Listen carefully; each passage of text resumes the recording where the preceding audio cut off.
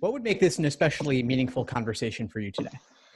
I think that, the first time I took the LSAT, I did a self-study, but I was also like in undergrad. And then the second time I took the LSAT, I did a class. And so this time I'm self-studying again, but without being an undergrad. So more time and more like, I think, better. But I'm not sure if I'm going about it like the best way, because I'm kind of just taking like everything I've learned from like the first time I tried to self-study and then the second time when I did the class. So I think it'll be helpful to know if I'm going about it the best way, if there's anything I should be doing or anything I should not be doing, Yeah, absolutely. So what are some things that you're questioning about whether it's the right approach or not? So I know they say that you're supposed to do it under, take practice tests under the same conditions and everything. And so I'm doing really good. And so my practice test that I use is the book one. I kind of have this here actually. I'm using, it's like a paper book of like just 10 practice tests, whatever, but I'm not doing them online. So I'm not sure if it'll translate, because if I'm getting results from this, like, will I get the same results? Because you know how now it's digital LSAT, so I'm not sure if that makes sense, the question. Yeah, of course. I think it is important to do at least a few exams in the digital format, but unfortunately, most exams are only available in paper, not digital. There are currently 3 exams in the digital LSAT format on LSAC's site at familiar.lsac.org. You can do exams. Yes, so check it out, familiar.lsac.org. There are exams 71, 73, and 74 in the digital format there. So you can play around with them and see what it's actually like. And ideally, I would even suggest using a tablet, so you can really replicate exactly what the testing experience will be like. As for the others, you could do them on paper and then do all your work on scratch paper to the side. Or if you have the PDFs, you could pull out the PDFs on your computer screen or your tablet, and then once again, do your work on scratch paper to the side. Okay. And then what do you think will probably be like the biggest difference with it being digital versus being paper? Because I feel like it's pretty much, you can't change the topics. It's just logic, reason, logic, games, reading comp. So, but do you think there will actually be like anything of significance to really look out for? Yeah, there are a couple of things. And you're right that the content of the exam has not changed at all, but the way in which it's delivered is a little bit different. 2 big differences are, first off, on digital, you can only see one question at a time. Okay. So that's you probably can't a good thing though, right? Yes and no. I mean, I think that for logical reasoning, it could be useful to help you focus. But on games and reading comp, you can't have those groupings of associated questions available to you at a glance. Like, you don't have a bird's eye view of all the questions in a game or a passage. You can only see one at a time. Okay. Okay. That's something to get used to. Yeah, because it is different. Like with the practice things, you get like all of them at one time. So I guess that is something to look out for. Yeah, and then the other big thing I would say is that also on digital, you cannot draw on or notate on the questions themselves. Okay. You can only do work on the scratch paper to the side. There are some tools like highlighting and underlining, but they don't work that well. And they're not actually letting you write on the stimulus, for example, or write on the passage. Okay. And then also, with it being close, I'm taking the November LSAT, so with it being closer, how do you go about preventing being burnt out from studying? Because like if you see the same material all the time every day, you kind of just get annoyed with it. Sure. So 2 big things. One is don't take full-length exams on consecutive days, because that does lead to burnout. It's a lot of work to do a full-length exam and to review it as well. So space them out. For most people, 2 a week is probably the most you want to do. Okay. Then the other thing I would suggest regarding burnout is take plenty of breaks when you're not doing full-length exams, and even consider taking a day off here and there. It won't kill you. Yeah, what I was doing, I guess, is not the best thing. I was just taking like one a day, because we only have like 6 weeks, so I figure 6 weeks, 7 days. I don't know, like 35 and will get me there. But I can see like how that's not the best approach. So. It's a common mistake, but the real value in doing these exams is not just to do more. It's really to get questions wrong so that you can learn from your mistakes. So figure out what exactly you're likely to get wrong. Okay.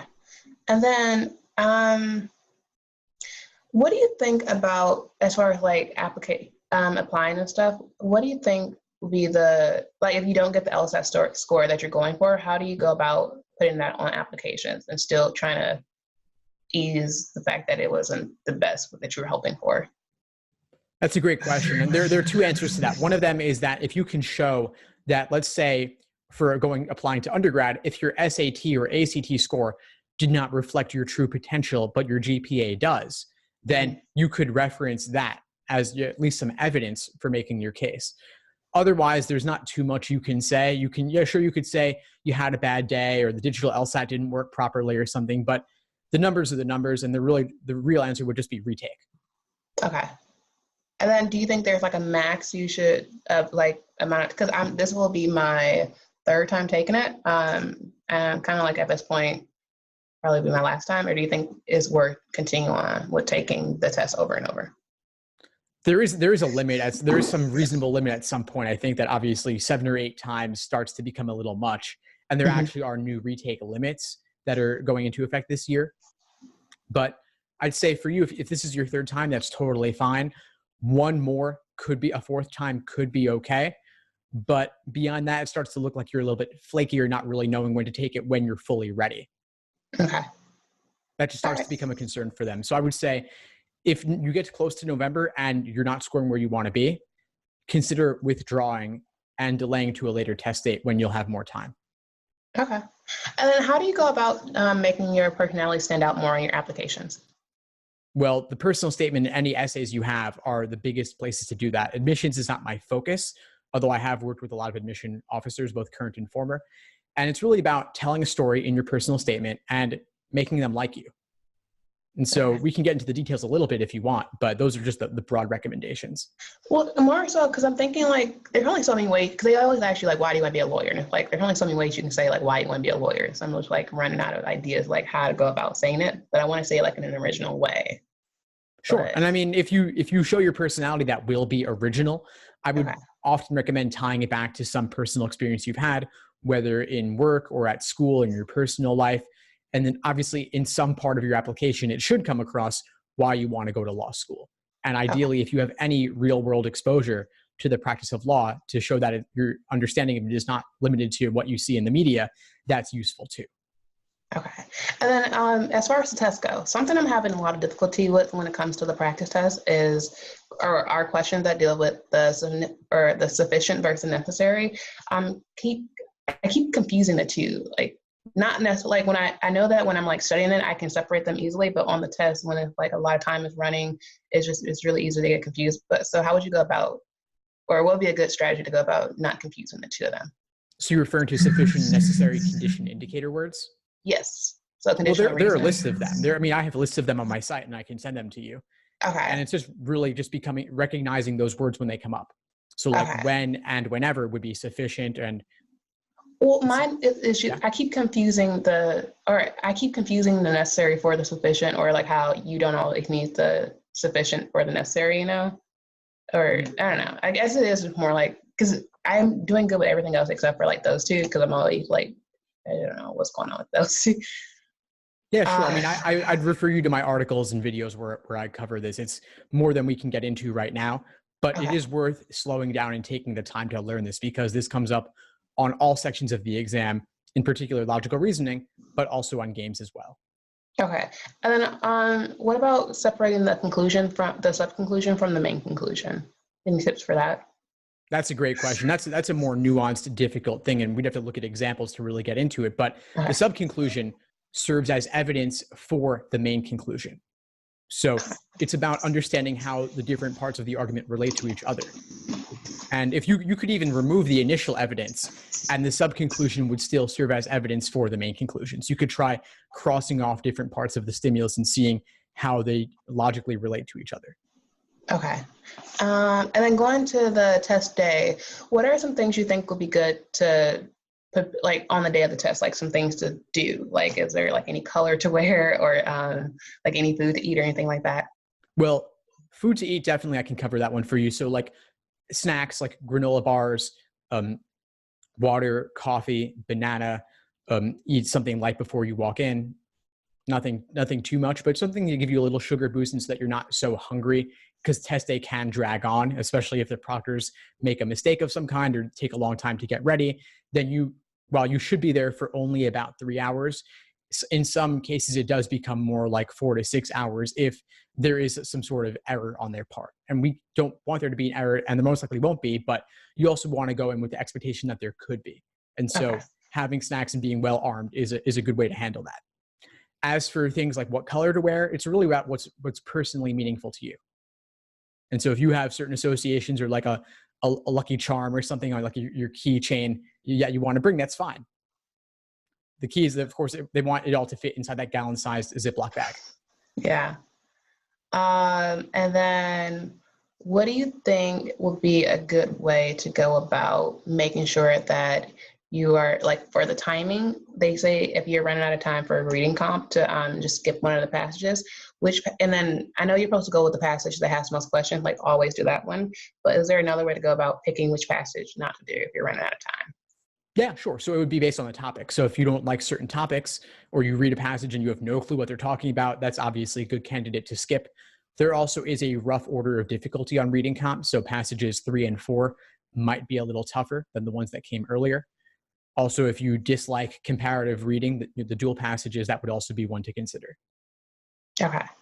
And then as far as like logic games, I haven't seen like a lot of circular questions with that. So is it really worth studying? Well, I know you're supposed to study everything, but like, I feel like there's certain things that are more like grouping games. You have to know that like off top. But I think so. I think is it a good idea to put more emphasis on studying like grouping games versus studying circular games? 'Cause I don't think circular games come up that often. Absolutely. Circle games are one of those more rare game types. So I would focus on the more common ones first and master those. And those are ordering, grouping, and combinations of both ordering and grouping. But then rare game types would include things like pattern and mapping and circular games, as you said. And so it's worth having some familiarity with them and doing it maybe at least one of each type so that you're not totally thrown for a loop if they come up. But it is worth focusing your time on the more common game types. Okay. And then what do you think is something that a lot of people overlook when studying for the LSAT? That's a great question. Wow. So not devoting enough time to studying overall. That sounds like that's not your problem, though, if you were looking to do an exam every day. I'd say the other common mistake I would see is not spending enough time engaging in detailed review of everything you got wrong and also everything you had difficulty with. And this takes a long time. This could take at least 3 hours for reviewing a single exam that you did, because there's the questions you got wrong, and there's also all the ones you had difficulty with. So even if you got a 170 on a practice test, that would be about 10 questions wrong, but there would also be another 10 to 15 where you were down to 2 and you guessed and got lucky, and it could have just as easily gone the other way. So it's already 20 to 25 questions, assuming you got a 170. And if you got lower than that, there's even more to review. And so spending 5-10 minutes a question quickly becomes over 3 hours. So it's a lot Yeah. of work, but it's worth it. Okay. So you would say it's not good to just study the ones you got wrong, but study the ones that you also sometimes got right. Well, the ones you got wrong, of course, you should review those. But then in so many cases, students will be down to 2 choices and guess, and sometimes they get lucky. Okay. But because it could have just as easily gone the other way, that it could have been wrong next time. So it's Okay. equally important to review that as well, because it was just chance that made it a correct answer for you that time. Then also, if you're choosing something but you're not totally confident in it, maybe you would have picked something else the next time around as well. And so that's also worth reviewing. Okay. And then let me see. Also, one thing is like, is it a good? So one thing I've been doing, studying the older ones and then studying the newer ones, just like going back and forth. But or I'm talking about the practice test. But should I study only the old ones leading up to the new ones, or is it good to just go back and forth between old and new ones? So we're currently at exam number 88, which was the September LSAT. Mhm. And with only about a month remaining, you don't want to do older exams at the expense of newer ones. Okay. And so I would look at the exams you have remaining, look at your schedule and see, will you be able to cover everything from the 70s and 80s before test day? Okay. If not, then you definitely don't want to do the older stuff from, let's say, the 50s or 40s or prior, because then you wouldn't be getting to the new ones. At the same time, though, you might want to reserve some of the new ones to save them for a future potential retake. So one thing I often suggest is maybe do the even numbered ones now and save the odd numbered ones for next time, if there is a next time. I didn't think that is a good idea. Huh. And then, yeah, I think that kind of answers all of it. Oh, so if I already did a writing sample, then I'm good on that, or should I consider redoing the writing sample? You don't need to do one again, but you can if you like. So if you feel like that you could do a much better job next time than you did previously, then that's something to consider. I wouldn't place too much importance or thinking about it too much though, because it is unscored. But if it's unscored, but do the law schools consider it when they're looking at your overall test and everything? They will look at it often in cases where they have a concern about someone's English proficiency if they're a non-native speaker, or Okay. if their English grades in college were really low. They want to make sure that you actually are good at writing, and they also want to know that, unlike your personal statement, which could have been edited and reviewed by others, this is the only unfiltered writing they have to look at. Also, if you like handwritten writing samples aren't as likely to be looked at because they're hard to read, but now that the new digital LSAT writing is digital, they're more likely to look at it. So if you feel like you want to redo it and have a second shot at it, you can. Okay. Okay. Cool. That pretty much answers like everything and like beyond. So that was Fantastic, awesome. Angie. I'm really glad I was able to help. What would you say Yeah. is the biggest insight you got from our call today? The not doing them every day and kind of do them and then review them, and then not just review the ones you got wrong, but review the ones where you guessed. Because I thought that if you're getting down to two answers and then they both could have been good, but then you went with one that was better and you ultimately got it right, that's not really worth reviewing. But I can see like why that's not the best thing. So I would definitely be reviewing the one where I kind of got down to two and got lucky. But then also I'll put more emphasis on reviewing the test more so than doing the test, because you're right, it is kind of like a lot to do one a day and then still have to review. So I think that's what I got the most out of this. Fantastic. I'm really glad to hear it. Well, please keep in touch as you move forward. I'm happy to help however I can. Awesome. Thank you so much. Thanks for tuning into the show. Please subscribe if you haven't done so already to be notified of new episodes as I release them. And feel free to reach out if you need anything at all as you move forward with your prep. I'm happy to help however I can. In the meantime, I wish you all the best and take care.